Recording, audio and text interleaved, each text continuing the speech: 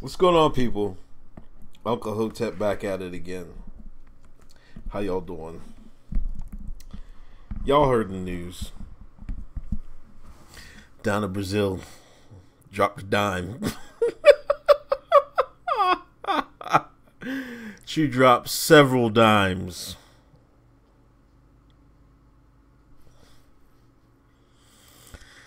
The DNC, this is from the Hill. The DNC owes Bernie Sanders and all Dems an apology. It turns out, according to a shocking new book by former Democratic National Committee interim chairwoman Donna Brazile, that the fix was in all along. The DNC had a secret deal with the Clinton campaign that made a mockery of the notion that the National Party organization should be neutral in presidential primaries. Now, I know, like most of us, that, voted for Trump, that we all knew this. Everybody knew it. The diehards were lying to themselves, but everybody knew they rigged it. Everybody. If you paid attention enough, you knew they rigged it for Hillary. She was going to lose just like she lost to Obama. Because everybody, as soon as people started listening to her and be like, oh, no, I don't want it. It's just the same way. Bernie would have caught her just like Obama did. Yes, indeed. It also turns out from the day that Donald Trump was elected until now, the DNC has been guilty of gross negligence and incompetence that has shortchanged the Democrats in every state and left the DNC lagging pathetically behind the Republican National Committee as one of the most important political moments in decades. Decades! The DNC owes Bernie Sanders and his supporters an apology for it signed a secret deal in 2015 that sought to fix the 2016 nominating process. They signed a deal in 2015. The DNC owes every Democrat and party candidate in every state an apology for failing to mobilize Democrats and better support Democratic candidates during an epic political struggle that will have a gigantic impact on the nation after the 2018 midterm elections. Whatever the DNC does in the coming months, a wave of small progressive donors and large donors from Hollywood who support the enlightened candidates and causes would engage in massive fundraising and organize it to elect Democrats, especially in the highly regarded Democratic nominee to win the open Senate seat in Alabama. Doug Jones against the horrifically far-right extremist Roy Moore. The DNC should bring in a major player with a proven record of party billing, such as former DNC chairman Howard Dean. They gonna dust off Howard Dean, man. To lead a powerful march to the 2018 midterms. It's immaterial whether anyone currently at the DNC stays or leaves. What matters is that someone like Dean, who was a superb chair of the DNC, committed to party building in all 50 states, essentially because the DNC czar and is tasked with winning control of the House and Senate in the 2018 midterms. According to a new book by Brazile, President Obama and his campaign had left the DNC with massive debt after the 2012 campaign, and in August 2015, almost a year before the DNC, the DNC signed a secret deal with the Clinton campaign that gave Clinton virtual ownership over the DNC in return for raising money to pay off the debt.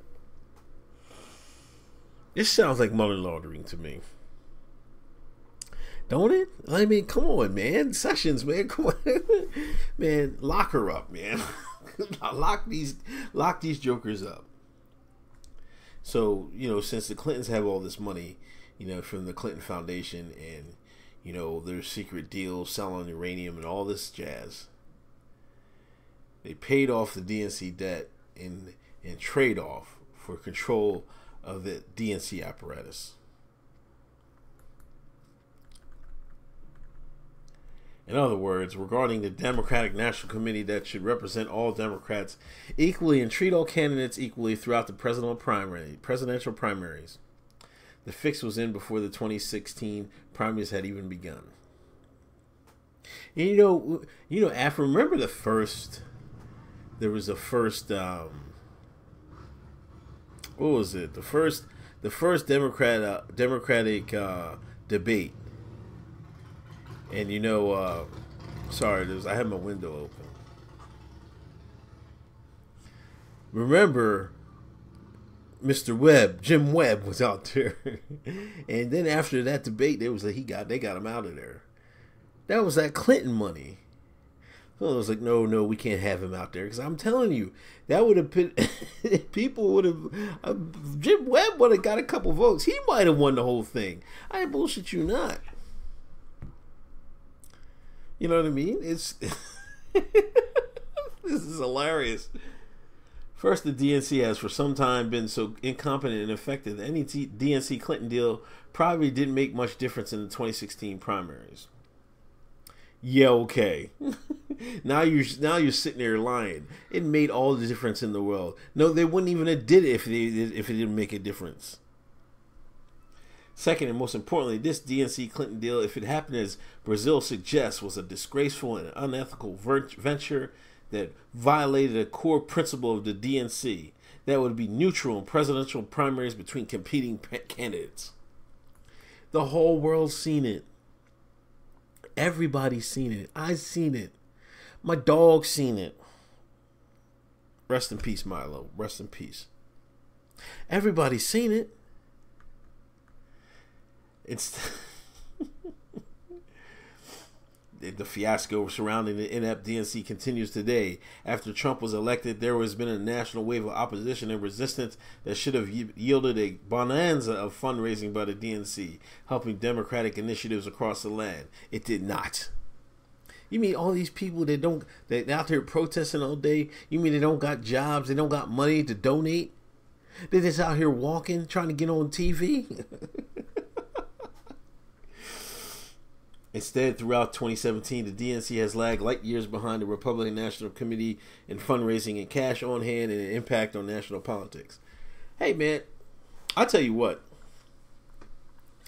I get a lot of fundraising stuff from the RNC. Like I got like 2 letters last week. I got like a picture from Melania, asking for $50 or some shit like that. Like, I ain't doing it, but I will buy some. I ain't just gonna give money, but you sell me a T-shirt, I'll hook that up. That's what it is. But yeah, Trump is raising money. They got money already, just from his hats. See, you gotta attack it from a different angle, man. But they don't have anybody that's hot like that. They could just make resistance hats and sell them on the DNC website or something. They're not even smart enough to do that. Joke. By contrast, the Sanders-affiliated group Our Revolution has mobilized grassroots workers and small donor fundraising behind progressive causes and candidates. Our Revolution is focused and principled in fighting trim. Jesus. While the DNC is backward, incompetent, and largely irrelevant in the great battle unfolding in the U.S. between the dark politics of President Trump and Americans working to bring about a post-Trump nation. Y'all got a while for a post-Trump nation, I'll tell you that right now. For this, the DNC owes every Democrat across the nation a sweeping and comprehensive and humble apology. Y'all better go to the Green Party. I'll tell you that right now.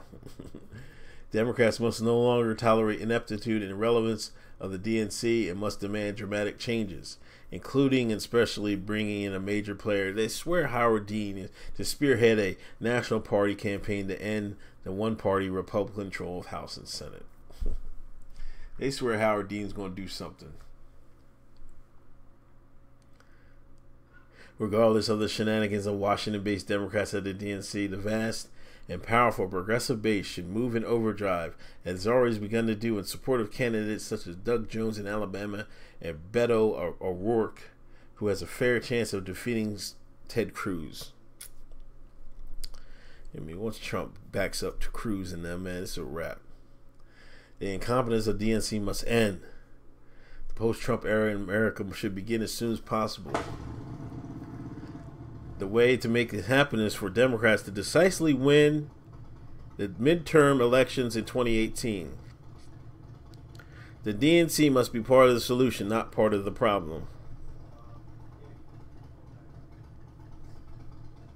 It's a wrap.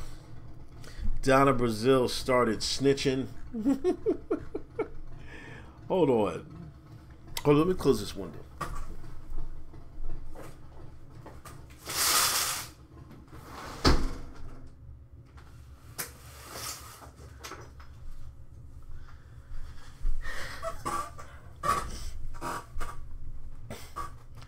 I might order. Matter of fact, I'm gonna get this book, man. I gotta give the sister some shekels. But look, I wonder. This is.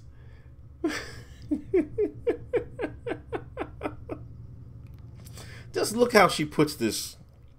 Before I called Bernie Sanders, I lit a candle in my living room and put on some gospel music. I wanted to center myself for what I knew would be an emotional phone call. Oh my God.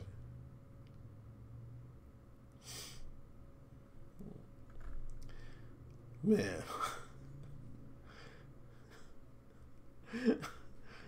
So September 7th, the day I called Bernie, I had found my proof, and it broke my heart. This is the same woman that gave Hillary Clinton the questions for a debate before it even jumped off. Now her heart is broken.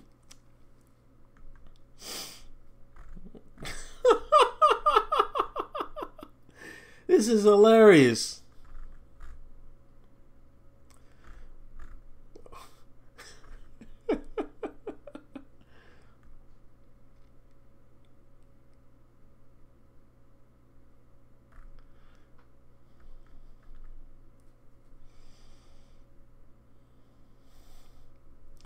Hold on, let me read this last part where she talked to Bernie. I had to keep my promise to Bernie. I was in agony as I dialed him. Keeping this secret was against everything I stood for, all that I valued as a woman and as a public servant. Donna, we thank you for your kind heart that you put this in a book you can sell, make some shekels. Hello, Senator. I completed my review of the DNC and I did find the cancer, but I will not kill the patient. You sell. I discussed the fundraising agreement that each of the candidates had signed. Bernie was familiar with it, but he and his staff had ignored it. They had their own way of raising money through small donations. I described how Hillary's campaign had taken it another step. I told Bernie I had found Hillary's joint fundraising agreement. I explained that the cancer was that she exerted this control of the party long before she became its nominee. Had I known this, I would have never accepted an interim chair position. But here we were with only weeks before the election. Bernie took this stoically. He did not yell or express outrage. Instead, he asked me what I thought about Hillary's chances were. The polls were unanimous in her winning. But those polls. But what he wanted to know was my own assessment. I had to be frank with him. I did not trust the polls, I said. I told him I had visited states around the country and I found a lack of enthusiasm for her everywhere. I was concerned about the Obama coalition and about millennials. I urged Bernie to work as hard as he could to bring his supporters into the fold with Hillary and the campaign with all his heart and hope he could muster. He might find some of her position too centrist and her coziness with the financial elite too distasteful, but he knew and I knew that the alternative was a person who would put the very future of the country in peril. I knew he heard me. I knew he agreed with me, but never in my life had I felt so tiny and powerless as I did making that phone call. When I hung up the call to Bernie, I started to cry, not out of guilt, but out of anger. We would go forward. We had to. Not out of guilt, out of anger. You should feel guilty, Debbie. No, that's not Debbie. What is it? I'm talking about Schultz, man.